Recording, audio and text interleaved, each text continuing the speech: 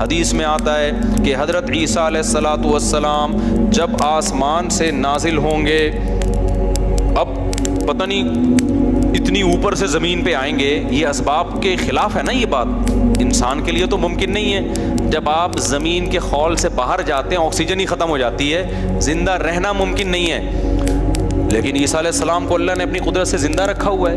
جب قرب قیامت میں دمشق میں عیسیٰ علیہ السلام آئیں گے تو حدیث میں آتا ہے کہ امام مہدی شام میں نماز کے لیے کھڑے ہوئے ہوں گے، عصر کی نماز کے لیے مصلی پہ، مینار ہے اس پہ کون نازل ہوگا؟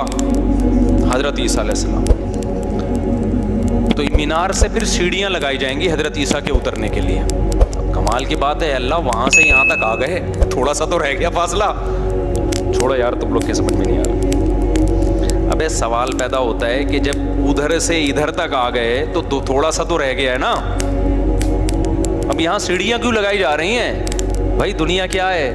دارالاسباب ہے، ادھر سیڑھیوں سے جانا ممکن نہیں تھا، وہ اللہ اپنی قدرت سے ہی لے گیا۔ یہ دنیا دارالاسباب ہے، یہاں پہ کیا لگیں گی؟ سیڑھیاں لگیں گی، وہاں سے نیچے اتریں گے، اتنے بڑے بڑے بال ہوں گے جن سے پانی بہہ رہا ہوگا، کیونکہ حضرت عیسیٰ علیہ السلام کو جب سولی پہ لٹکایا جا رہا تھا اس وقت آپ نے غسل کیا تھا، تو اللہ نے ان کی شکل کا کوئی آدمی کر دیا اور عیسیٰ ابن مریم کو آسمانوں پہ اسی حال میں اٹھا لی۔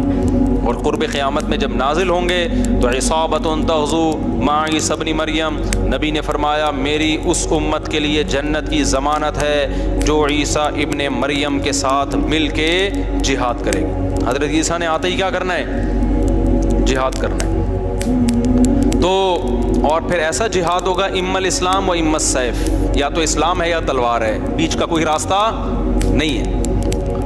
اور تقاتلون الیہود، سب سے پہلے لڑائی کس سے ہوگی؟ یہود سے ہوگی، عیسیٰ ابن مریم کی، کیونکہ یہود نے آپ کو قتل کرنے کی کوشش کی تھی، تو اللہ تعالیٰ عیسیٰ ابن مریم ہی کے ذریعے ان سے انتقام لیں گے۔ خیر، اب ایسا نہ ہو کل کوئی امام مہدی آ جائے۔ آج کل مارکیٹ میں امام مہدی کے نام پہ منجن بک رہے ہیں، ہر تھوڑے دن میں کوئی مہدی۔ میرے والد صاحب ایک واقعہ بتایا کرتے تھے، ہماری محلے کی مسجد میں نا ایک آدمی بہت نیک تھا، عبادت کرتے کرتے نا اس کی کھوپڑی گھوم گئی اوپر سے۔ بعض لوگ بہت زیادہ عبادت کرتے ہیں، دماغ خشک ہو جاتا ہے، خوراک ہوتی نہیں ہے، ہنسی مزاح کی کوئی بات ہی نہیں ہوتی، تو اوپر سے سیٹنگ کیا ہو جاتی ہے؟ آؤٹ۔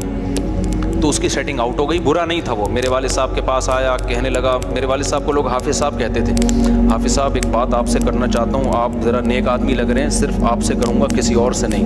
والد صاحب نے کہا کیا؟ کہتے ہیں مجھے نا کچھ الہامات ہو رہے ہیں کہ امام مہدی میں ہی ہوں۔ والد صاحب ہمیں یہ واقعہ سنا رہے تھے، کہتے ہیں کہ میں نے اس سے کہا کہ بس مجھے بتا دیا، میرے علاوہ کسی کو قطعاً نہیں بتانا، ورنہ حالات کا میں ذمہ دار، کوئی بھی پیل دے گا، صحیح ہے نا؟ تو بس یہ مجھے بتا دیا نا، بس یہ ہم دونوں کے راز کی بات ہے اور اللہ کو پتہ ہے، کسی تیسرے کو بتانے کی بالکل بھی ضرورت نہیں۔ پھر والد صاحب نے اس کو بولا بھائی تو تھوڑا سا وظائف نہ کم کر دے، تھوڑا سا نارمل لائف میں آ جائے، انسان کا بچہ بن جا، تیری کھوپڑی کیا ہو رہی ہے سیٹنگ اپ۔ بہت سے امام مہدی اس چکر میں بنے ہیں، ہوتے نہیں ہیں۔ تو جب امام مہدی نے آنا ہوگا نا تو سب سے پہلی بات یہ کہ وہ مہدی ہونے کا دعویٰ نہیں کریں گے، ان کو لوگ کہیں گے کہ آپ مہدی ہیں، ان میں علامتیں دیکھ کے علماء ان سے خود کہیں گے، سارے پیچھے پڑ جائیں گے کہ آپ مہدی ہو۔ سمجھتے ہو کہ نہیں سمجھتے ہو؟ جو خود سے مہدی ہونے کا دعویٰ کرے وہ تو مہدی ہو ہی نہیں سکتا۔ اور جب امام مہدی ہوں گے تو عیسیٰ ابن مریم نازل ہوں گے، جس کے دور میں عیسیٰ نازل نہیں ہو رہے اس کا مطلب وہ مہدی ہے ہی نہیں۔ تو حدیث میں آتا ہے حضرت مہدی مصلی پہ کھڑے ہوں گے تو حضرت عیسیٰ علیہ السلام آئیں گے تو وہ حضرت مہدی ان کو مصلی پہ آگے کریں گے کہ آپ نماز پڑھائیں، لیکن حضرت عیسیٰ علیہ السلام کس کے حوالے کریں گے مصلی؟ کہ یہ نماز آپ ہی پڑھائیں گے۔ کیوں؟ مجھے اللہ نے نماز پڑھانے کے لیے نہیں، مجھے کس کے لیے بھیجا ہے؟ جہاد کرنے کے لیے بھیجا ہے۔ میں تلوار لے کے لڑائی کروں گا، یاجوج ماجوج کو قتل کریں گے۔ اب یاجوج ماجوج کہاں ہیں اس کے بارے میں کوئی صحیح بات ہمارے علم میں نہیں ہے۔ ویسے بھی اگر ہمیں پتہ چل جائے کہاں ہیں تو وہ دریافت ہو جائیں گے نا، اور قرآن کہتا ہے قرب قیامت سے پہلے وہ دریافت بولو نہیں ہو سکتے۔ تو اللہ نے چھپا دیا ہے، ان کو چھپا دیا ہے، تو چھپایا ہے اس لیے کہ پہلے نہ پتہ چلے کدھر ہے۔ کچھ لوگ کہتے ہیں یہ چائنیز ہیں، کوئی بھروسہ نہیں ہے ویسے لگتا ہے کہ شاید ہوں، کیونکہ وہ جو ذوالقرنین نے دیوار بنائی تھی نا سیسا پلائی ہوئی اور پہاڑوں کے پیچھے دھکیل دیا تھا اور پھر بڑی تعداد ہو گئی ان کی، حدیث سے پتہ چلتا ہے شاید وہ، لیکن بہرحال کوئی یقینی بات نہیں ہے۔ تو یاجوج ماجوج ایک بڑی طاقتور قوم ہوگی جس کو حضرت ذوالقرنین نے سورہ کہف میں اس کا بھی تذکرہ ہے، پہاڑوں کو بند کر کے ان کو دھکیل دیا, کہیں چھپا دیا ان کو, تو قرب قیامت میں وہ نکلیں گے اور پھر دنیا میں تباہی مچائیں گے, اور پھر ان کو کون قتل کرے گا؟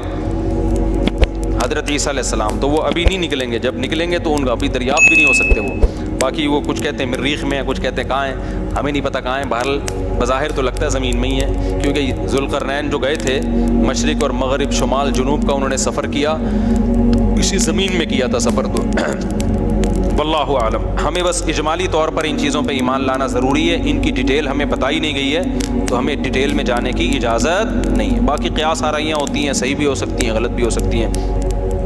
اچھا, تو میں یہ عرض کر رہا تھا کہ 309 سال وہ سوئے ہیں.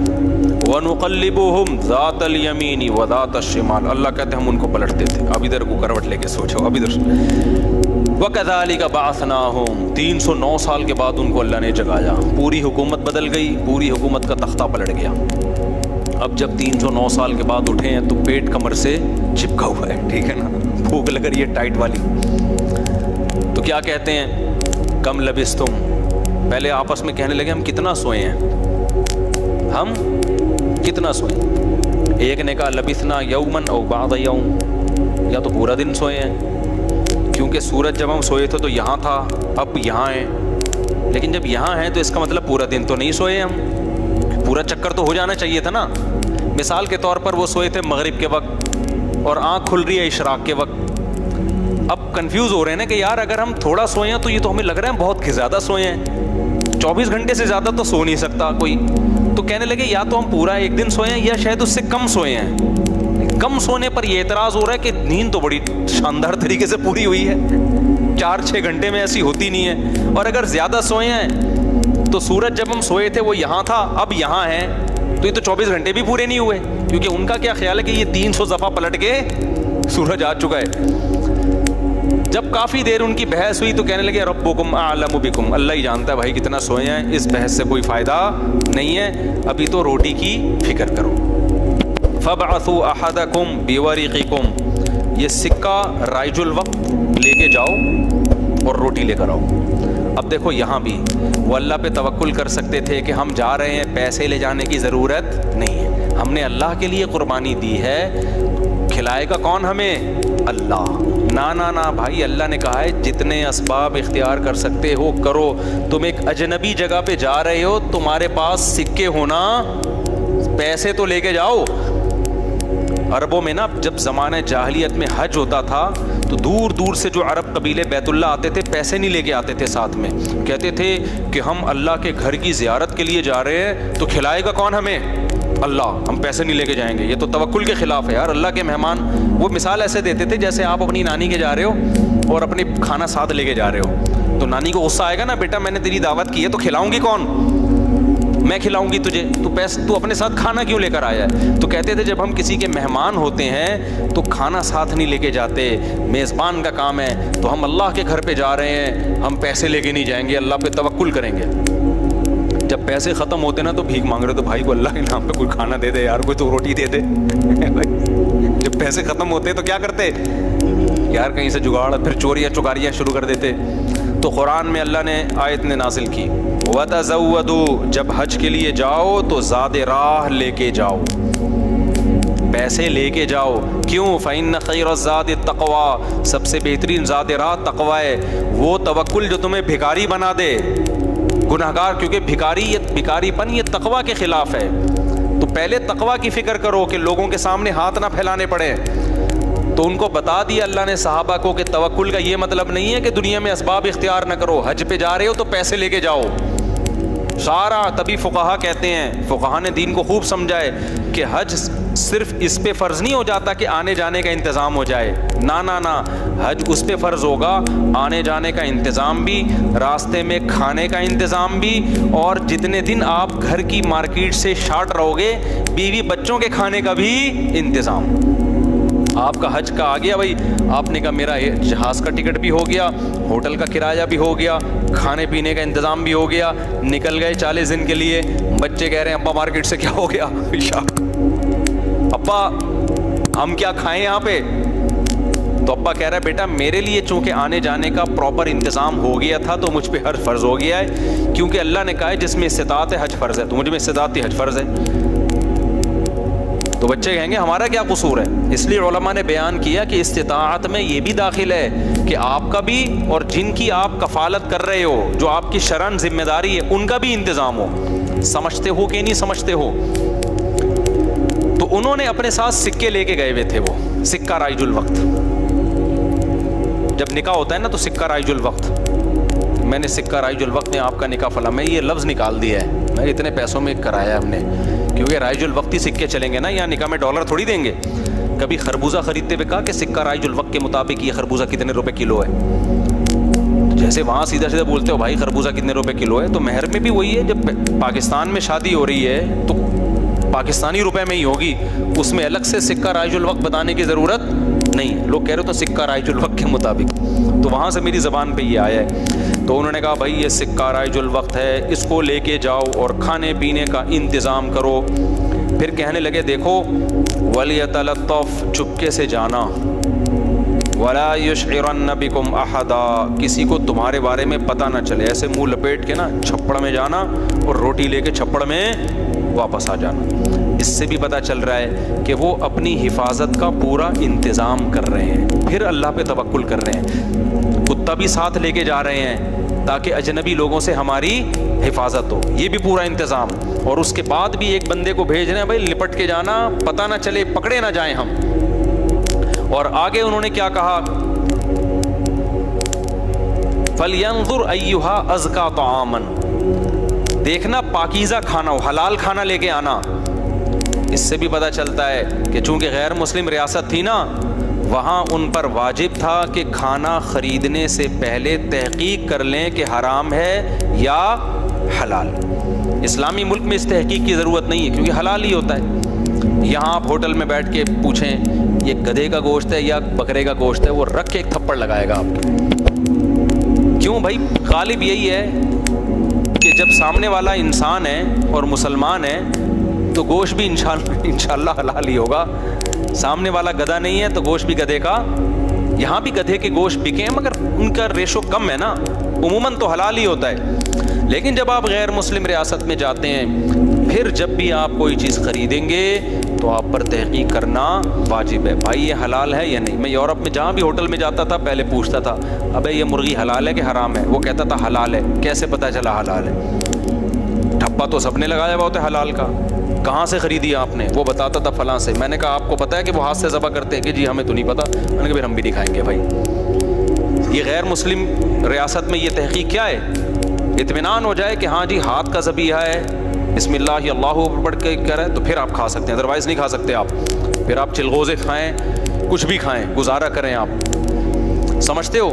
تو ان لوگوں نے بھی کیا, حالانکہ یہ کتنے شدید بھوکے تھے نا, ان کو تو چاہیے تھا بولتے یار تو جا اور جو ملے لے آ بس اٹھا کے, ٹھیک ہے نا, جو ملے. ابھی حلال حرام کے چکر میں پڑنے کی ضرورت نہیں, بہت ہو گیا یار بھوک دیکھ یار, ابھی تو ابھی پھر بھی جا کے حلال حرام کی تحقیق کرے گا.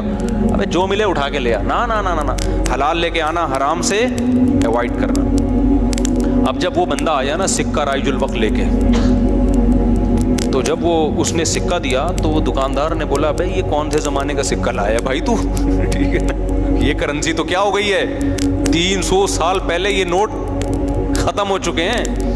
اس پہ تو جس بادشاہ کی تصویر ہے وہ بھی بت پرست بادشاہ تھا, اس کا تو خاتمہ ہو گیا ہے. یہاں تو جہاد ہوا, دوسری قوموں نے حملہ کیا, پوری ریاست کیا ہو گئی ہے, ختم. اچھا وہ بھی دیکھ رہا تھا کہ یار یہ تو وہ شہر ہی نہیں لگ رہا, میں کوئی گوگل نے غلط تو نہیں بتا دیا کہیں مجھے, ہے بھائی.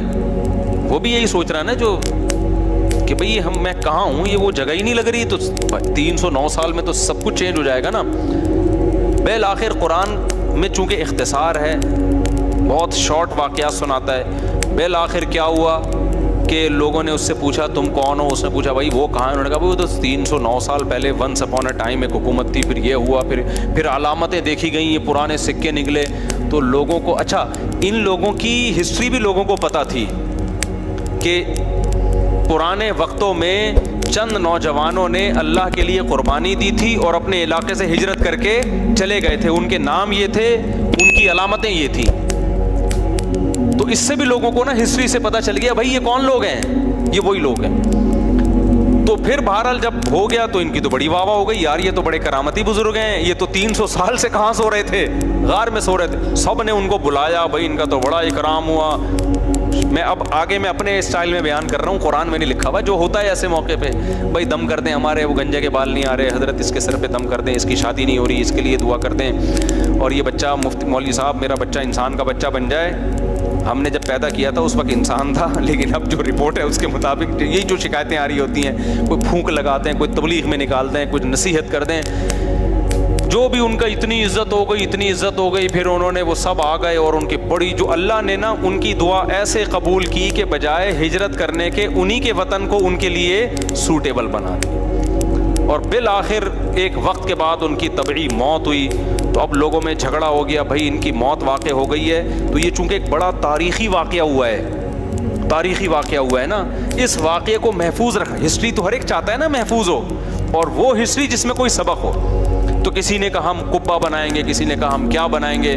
لیکن جو غالب لوگ تھے، جن کو اللہ نے غلبہ دیا تھا، انہوں نے کہا لنتخذن علیہم مسجدا. ہم ان کے غار، کہا جاتا ہے کہ اسی غار میں ان کو دفن کیا گیا جس غار میں انہوں نے زندگی گزاری نا، ہم ان کے غار کے قریب ایک مسجد بنائیں گے تاکہ اس مسجد میں نماز بھی ہو، عبادت بھی ہو، عقیدہ توحید بھی زندہ رہے. کیونکہ انہوں نے قربانی توحید کے لیے دی تھی، اور مسجد توحید کا سب سے بڑا ذریعہ ہے.